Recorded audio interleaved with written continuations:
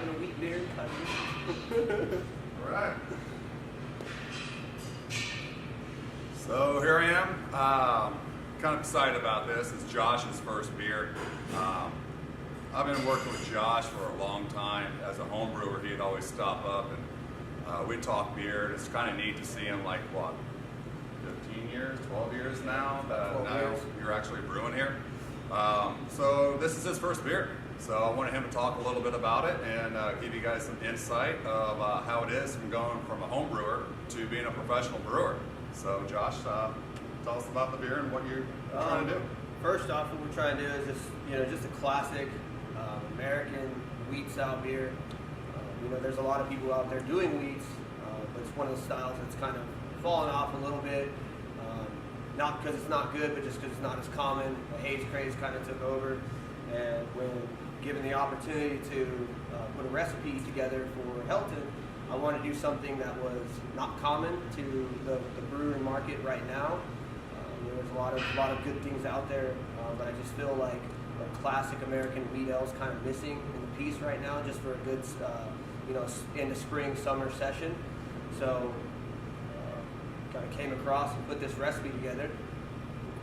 It's nice and cloudy in appearance. It's got some nice citrus in there. It's got a great body. Awesome, just nice fluffy white head on there. It's a great session beer right now. So American wheats, of course, need to be around 50% red or white wheat. The hydrophobic proteins is always going to give a massive head and great lacing, which we've definitely achieved on this. One of the challenges, of course, is brewing the beer. So I always tell my guys it's like a three-legged stool. You have what is in your head of what you want to do. So that's the recipe development. That's really the art of what we do. But then you have the brew day when all kinds of things can happen. And this is a tough beer to brew. For him to chose this beer style, I kind of laughed and chuckled because I knew what was going to happen.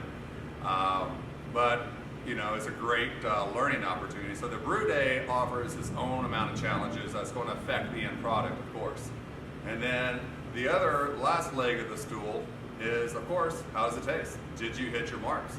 What happened during the brew day that changed it? So we take a lot of notes during the brew day so we can do sensory and understand the parameters that changed during the brew day compared to what we wanted recipe-wise to the final product. And very rarely is it a stable stool, let's say three-legged stool, to sit on. You're always tweaking, wanting to make it better. So talk about that, Josh, and talk about the brew day and any challenges that you have, or did you hit your numbers, and is the final product what you taste now? Was it what was in your head when you were putting this recipe together? I believe the final product that I was looking for as far as taste, aroma, I believe it's there. The brew day, a little bit nervous about that. Here I am thinking, from a home brewer's mindset at first, I'm like, okay, American wheat, this, that.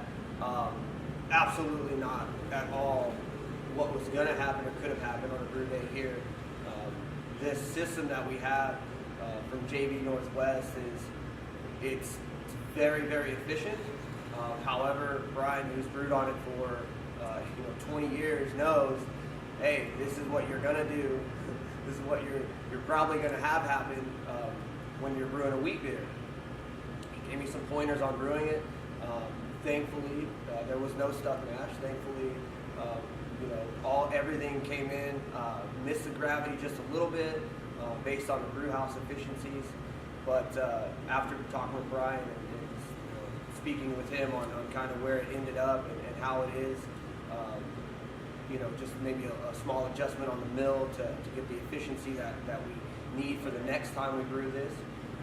All in all, it was a great learning experience to understand that being an avid home brewer still and going from my system at home and understanding efficiencies on that to, okay, now I'm going to write a recipe that's going to be on this system and how this system operates, how your efficiencies go in and have everything go through. It's completely night and day. Like I can't even fathom to tell you how unbelievably different it is from a homebrew level to a commercial level. So overall, it was a really good experience.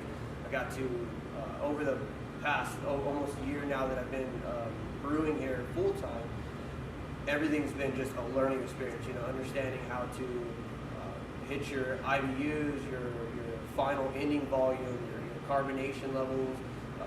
You know, everything that we take into account here, from grain to glass, has just been absolutely mind blowing. And I believe that for the first run on this recipe, I got pretty darn close to hitting exactly what I wanted, and it can only get better from here. So you dry hop this beer, I did. which is typically not what a lot of American wheats are doing.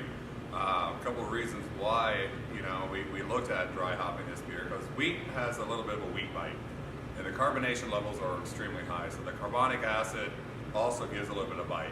So the dry hopping come about just to mellow some of that, and also just kind of make it, well, just more what Josh wanted. It borders almost on a hazy IPA, to be honest, the amount of wheat that we use and the IBUs and everything, but he really wanted to make it more sessionable and approachable. I think you hit it. I mean, this is a beautiful beer. The flavor's amazing. The color's great. I'm very proud of you. I appreciate it. Yeah, cheers to you, man. Your first beer. Absolutely. Enjoy.